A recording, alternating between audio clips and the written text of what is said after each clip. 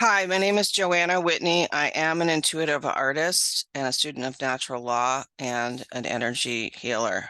And I'm reading today out of The Different Drum by M. Scott Peck.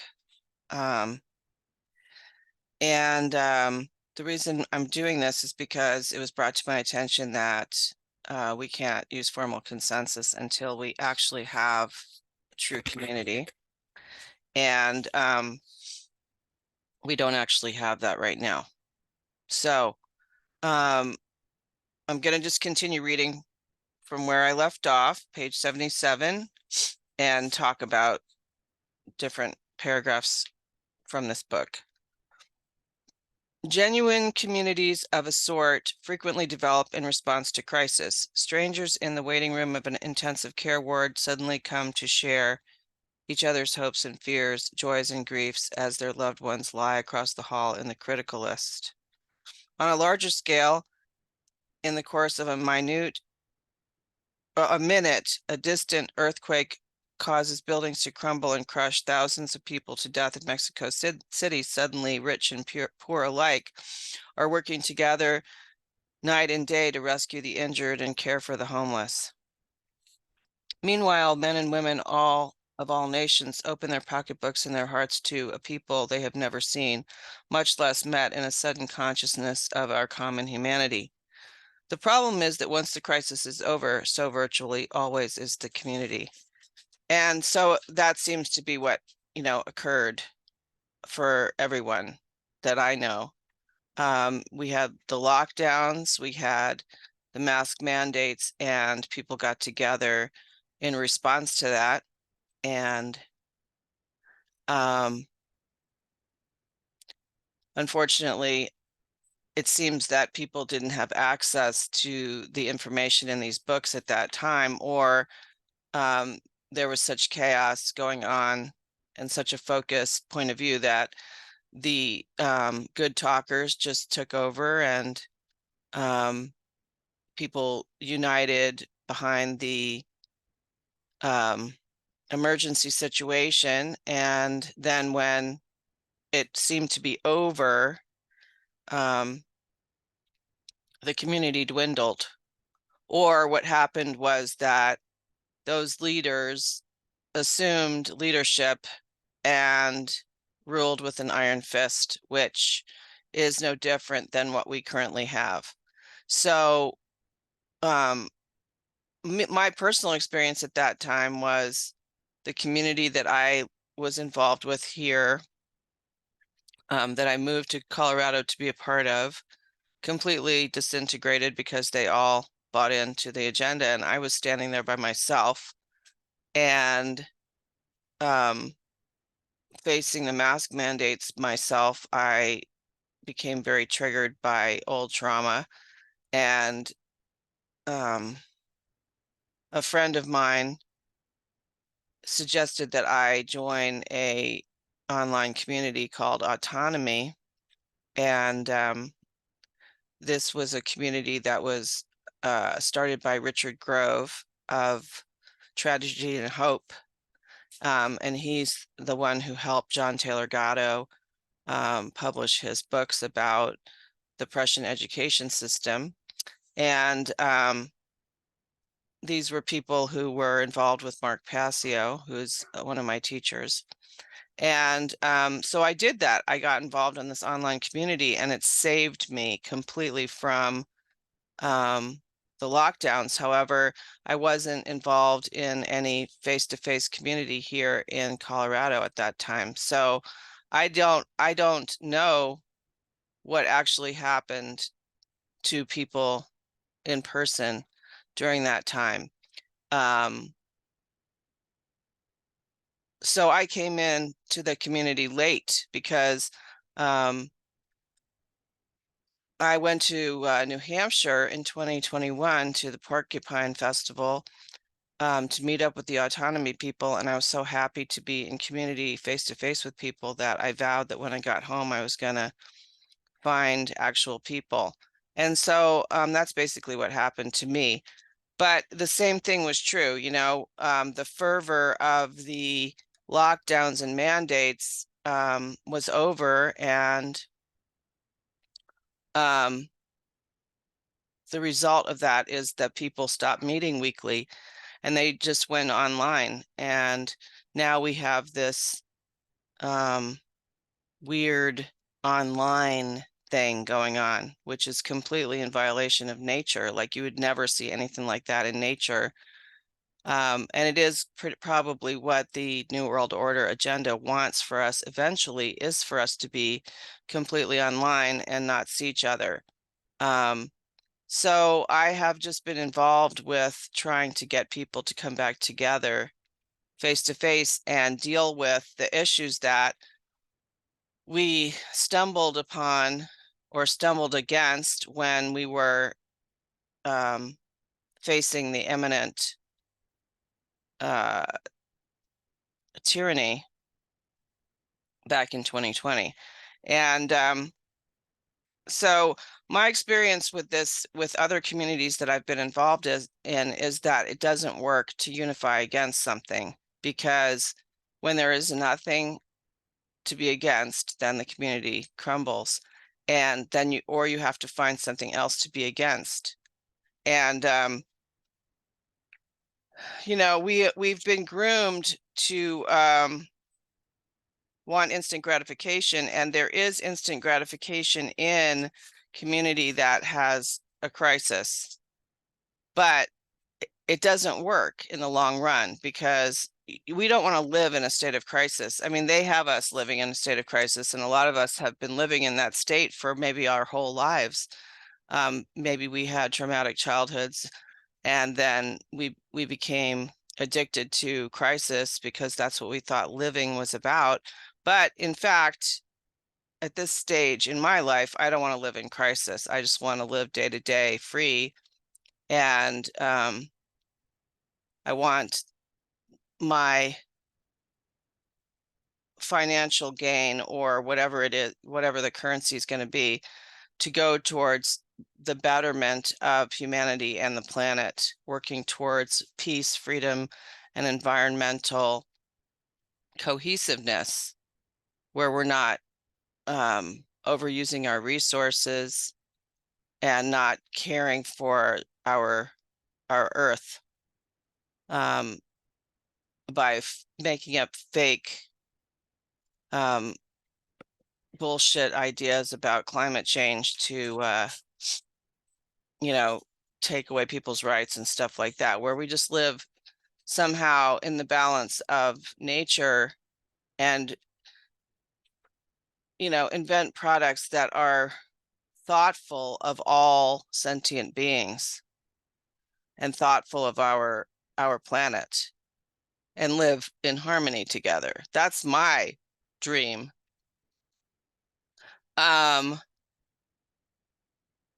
So then he goes on page 83 to say, could groups be brought into community not by crisis, not by accident, but by deliberate design? The answer is yes. I have referred to community as a miracle, almost a definition. We do not think of miracles as being predictable or controllable. Rather, they are intrusions of the extraordinary into the ordinary. And in our society, the occurrence of community is still rare, indeed, an extraordinary happening in the ordinary course of things. A miracle is also defined as a phenomenon not explainable by natural law, he says, but it is explainable by natural law. But maybe he's talking about the exoteric version of natural law, not the esoteric version. But that does not mean that we are unlawful, that they are unlawful. Perhaps miracles simply obey laws that humans generally and currently do not understand. And that is what they do. They do. There are natural laws that we have been ignorant of, or that have been made, have been occulted so that we wouldn't know what they were, so that the masses of people would listen to man's laws and create chaos instead, so that there would be a power differential, and then a small group of people could take us over. That's what's been going on. Whether the occurrence of a community is or is not a miracle, after the Sunday workshop in Washington, I deliberately set out to replicate the occurrence whenever I had the opportunity. I began to conduct community building workshops with frequency. And although a lot of what I have done in this regard has been trial and error, and I'm still learning, I have been able to reach a number of conclusions with such a degree of certainty that I know them to be facts. The most basics are these. 1, the process by which a group of human beings becomes a community is a lawful process. Whenever a group functions in accord with certain quite clear laws or rules, it will become a genuine community.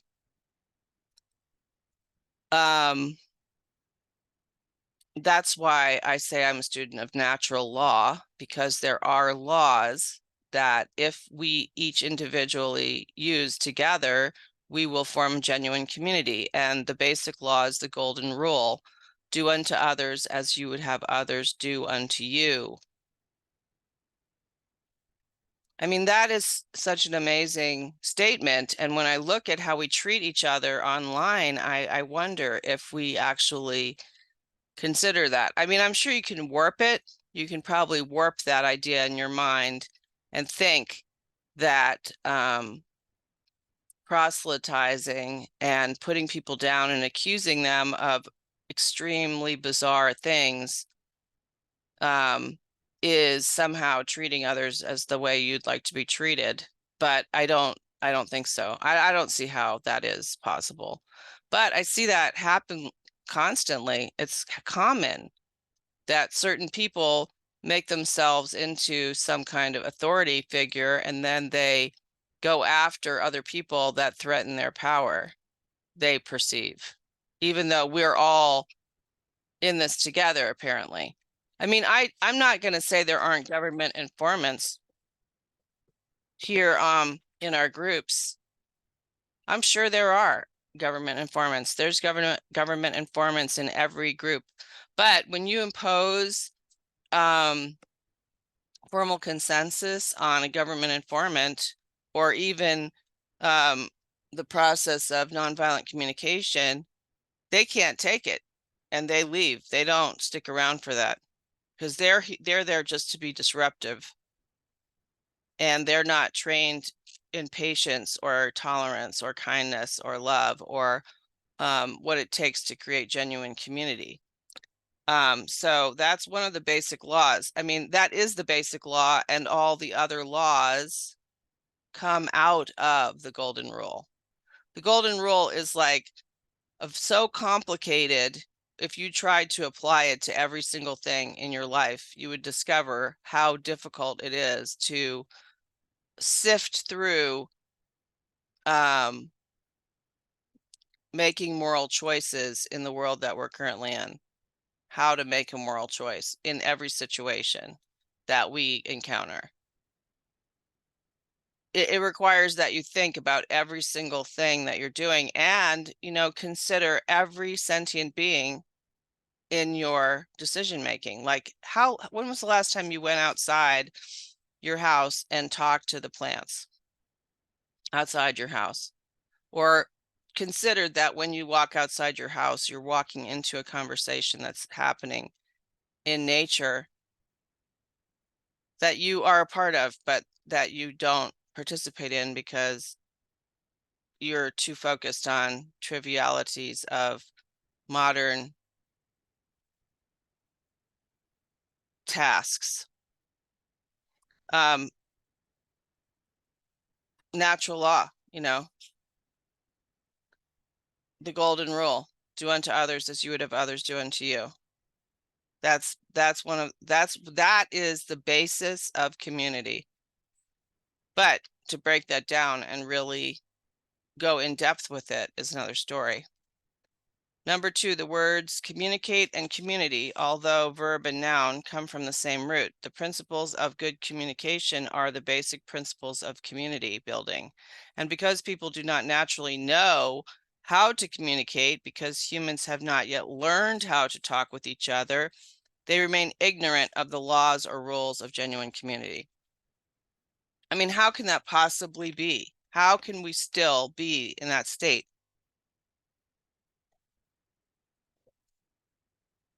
Well, think about it. We grew up in families where we have two rulers, the parents, and then we are sent to school where we have a ruler, the teacher, and the principal, and we learn how to get away with talking behind their backs and doing what we want. And then we go on to college or whatever, and the same thing happens. And we learn how to skate by, and then we maybe some of us, are in clubs and stuff like that, but they're still leaders of the club. I've never really seen any mainstream club where everyone is encouraged to be egalitarian across the board, horizontal communication. And then we go on to jobs where there's a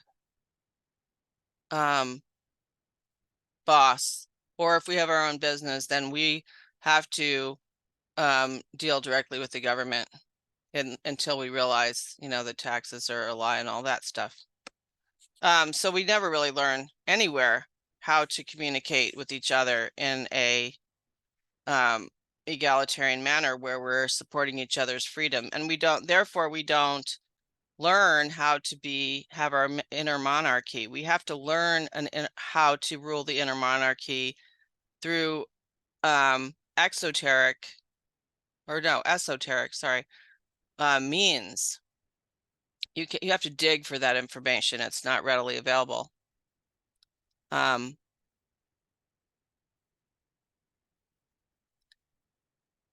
The rules of communication and community building can be simply taught and learned with relative ease. This conscious learning allows people to remember the rules and practice them at a later date. Learning can be passive or experiential. Experiential learning is more demanding, but infinitely more effective.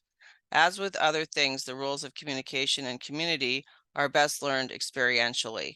Hence, we have the Wednesday alternating evening meeting that we've started at Vali Soul. The next one being this Wednesday, September 27th. And then the next one will be the alternate Wednesday. And what we're currently doing is nonviolent communication. We're practicing that, and we've been inviting people who have a problem with us or have a problem with each other to come and bring those problems, because we're neutral. We are neutral. We're using nonviolent communication. So even if the personalities that are using it are people that you're mad at or whatever, we have learned, we have the highest goal of the group as our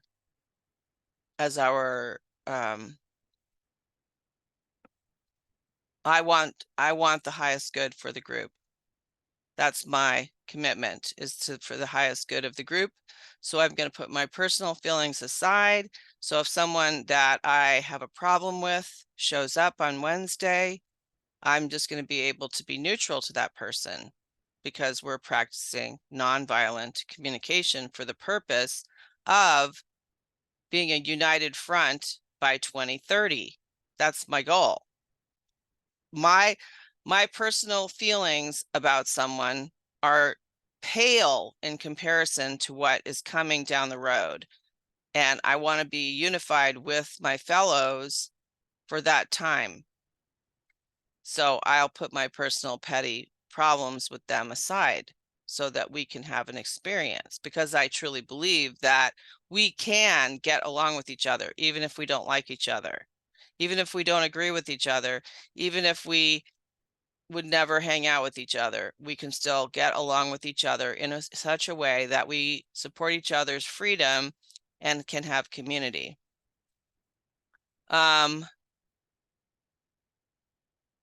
The vast majority of people are capable of learning the rules of communication and community building and are willing to follow them. In other words, if they know what they are doing, virtually any group of people can form themselves into a genuine community. What are these principles, these laws and rules? And that's what the next chapter is going to be about. And I've already talked about it a little bit.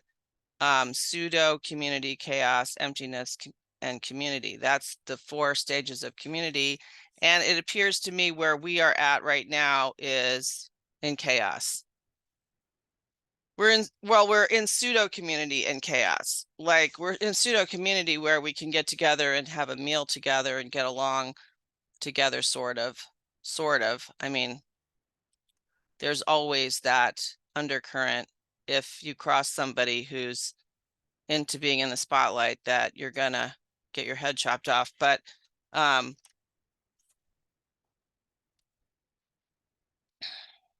so that's why I say pseudo community into chaos. That's where we're still at, as I see it. Until next time.